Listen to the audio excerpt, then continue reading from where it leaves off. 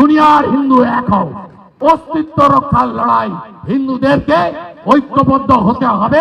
শুভেন্দু অধিকারী যেটা বলেছেন সব হিন্দু এক হও, ঠিকই বলেছেন। ওনার কথা মতো সব হিন্দুরা এক হবে না। পশ্চিমবঙ্গের সমস্ত হিন্দু এক হয়ে শুভেন্দু অধিকারী, গরু খেকো শুভেন্দু অধিকারীকে নগ্ন করে পা ওপর দিকে মাথা নিচের দিকে করে ঠ্যাঙানি দিয়ে পিটিয়ে গণতন্ত্রের পিটানি দিয়ে সোজা করবে। উনি যেটা বলেছেন শুভেন্দু অধিকারী, ও তো একটা পাগল উন্মাদ, ও তো একটা মানে কী বল জঞ্জালের একটা মানে ওই নর্দমার কীট, গোবরের পোকা। আমি শুভেন্দু অধিকারীকে মনে করি গোবরের পোকা, একটা নিকৃষ্ট প্রাণী, মানুষ বলে মনে করি না। একটা গ্রামের দিকে দেখবেন রাস্তাঘাটে শহরেতেও আছে একটা প্রাণী আছে, প্রাণীটা ঘেউ ঘেউ ঘেউ ঘেউ শব্দ করে মুখে, আর তার লেজটা বাঁকা মতো। আমি তার সঙ্গে শুভেন্দু অধিকারীকে মনে করি, তার থেকেও নিকৃষ্ট মনে করি, গোবরের পোকা মনে করি। সুতরাং বাংলার মানুষ ঠিকই বলেছেন, বাংলার মানুষ হিন্দুরা এক কাট্টা হবেন। হিন্দুরা এক কাট্টা হয়ে ওই নিকৃষ্ট প্রাণী শুভেন্দু অধিকারীকে তো একটা গালাগালি, ওই শুভেন্দু অধিকারীকে নগ্ন করে পাটা ওপর দিকে আর মাথাটা নিচের দিকে করে গণতন্ত্রের প্যাদানি দিয়ে, গণতন্ত্রের ঠ্যাঙানি দিয়ে সোজা করে দেবে। ভারতবর্ষে কি হিন্দুরাও কাজ পাচ্ছে? আজকের বর্তমান ভারতবর্ষে, আমি মুসলমানদের কথা ছেড়েই দিলাম, উনি যেটা বলেছেন যে কাজ দেবেন না, ঠিকই আছে, আমি ধরেই নিলাম যে উনি যেটা বলেছেন ওনার মতো করে বলেছেন। কিন্তু বর্তমানে হিন্দু সম্প্রদায়ভুক্ত কি কাজ পাচ্ছেন? এটা সবথেকে বড় প্রশ্ন। ভারতবর্ষ 150 কোটি মানুষের ভারতবর্ষ, সেখানে কয়েক কোটি বেকারত্ব, হিন্দু মুসলমান নির্বিশেষে যুবকরা কাজ পাচ্ছে না, শিক্ষিত বেকারের পরিমাণ বাড়ছে।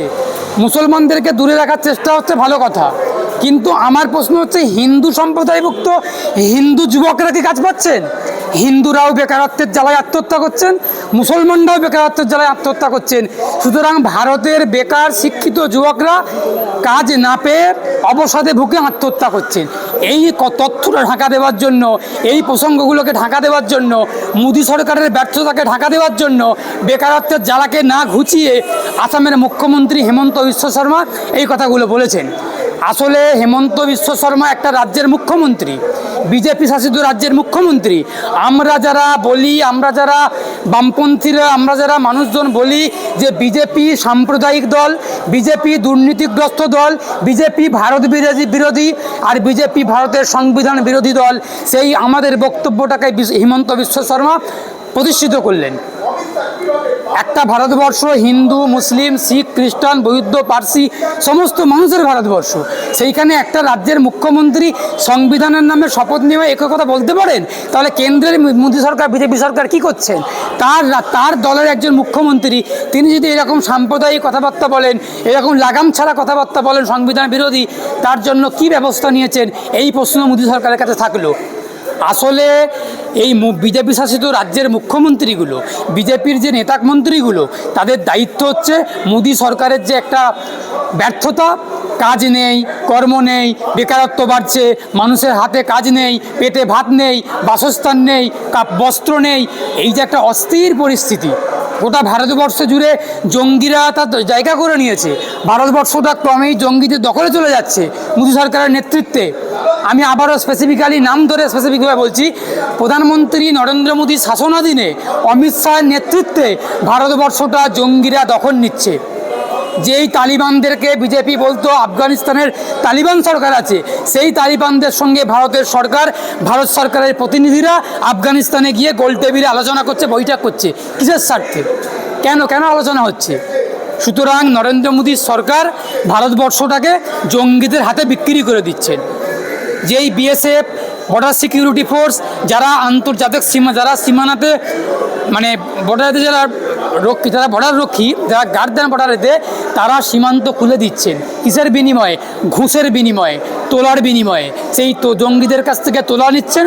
যদি ঠিকঠাক তদন্ত হয়, যদি সঠিকভাবে তদন্ত হয়, তাহলে বিএসএফ নরেন্দ্র মোদী অমিত শাহের কথা মতো বিএসএফ যে জঙ্গিদের কাছ থেকে টাকা তোলায়, ঘুষ নেয়, তোলা তুলে, আর সেই তোলার টাকা নরেন্দ্র মোদী অমিত শাহকে ভাগ দেন, সেই টাকা নিয়ে জঙ্গিদেরকে ভারতে প্রবেশ করতে দিচ্ছে।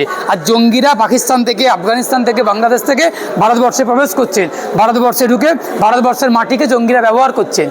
এই সব ব্যর্থতাগুলোকে ঢাকা দেওয়ার জন্য আসামের মুখ্যমন্ত্রী হেমন্ত বিশ্ব শর্মা, আর এইখানে একটা গরু খেকো দলনেতা বিজেপির আছে শুভেন্দু অধিকারী, ওরা এই ধরনের কথাগুলো বলছেন।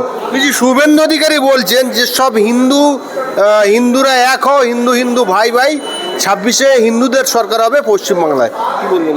শুভেন্দু অধিকারী যেটা বলেছেন সব হিন্দু এক হোক, ঠিকই বলেছেন। ওনার কথা মতো সব হিন্দুরা এক হবে না। পশ্চিমবঙ্গের সমস্ত হিন্দু এক হয়ে শুভেন্দু অধিকারী, গরু খেকো শুভেন্দু অধিকারীকে নগ্ন করে পা ওপর দিকে মাথা নিচের দিকে করে ঠ্যাঙানি দিয়ে পিটিয়ে গণতন্ত্রের পিটানি দিয়ে সোজা করবে। উনি যেটা বলেছেন শুভেন্দু অধিকারী, ও তো একটা পাগল উন্মাদ, ও তো একটা মানে কী বল জঞ্জালের একটা মানে ওই নর্দমার কীট, গোবরের পোকা। আমি শুভেন্দু অধিকারীকে মনে করি গোবরের পোকা, একটা নিকৃষ্ট প্রাণী, মানুষ বলে মনে করি না। একটা গ্রামের দিকে দেখবেন রাস্তাঘাটে শহরেতেও আছে একটা প্রাণী আছে, প্রাণীটা ঘেউ ঘেউ ঘেউ ঘেউ শব্দ করে মুখে, আর তার লেজটা বাঁকা মতো। আমি তার সঙ্গে শুভেন্দু অধিকারীকে মনে করি, তার থেকেও নিকৃষ্ট মনে করি, গোবরের পোকা মনে করি।